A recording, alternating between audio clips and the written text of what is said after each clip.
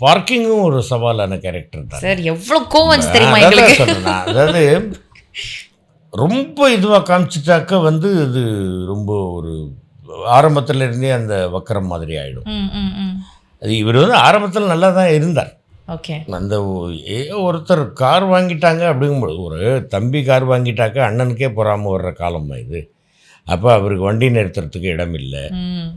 வண்டி கீழே விழுந்துருது அவர் தள்ளி வச்சதில். இப்படியெல்லாம் வந்து அந்த காட்சிகளை புனைந்தது என்னுடைய அன்பு மகன் இயக்குனர் ராம்குமார் பாலகிருஷ்ணன் தானே. அந்த பெருமைகளெல்லாம் அவருக்கு தான் போய் சேரணும். அதில் என்னை நம்பி கொடுத்த ஒரு அவருக்கு வந்து அவருடைய அந்த நம்பிக்கை வீண் போகாத அளவிற்கு நான் வந்து நடிச்சிருக்கிறேன் அப்படிங்கிறது ஒரு இது.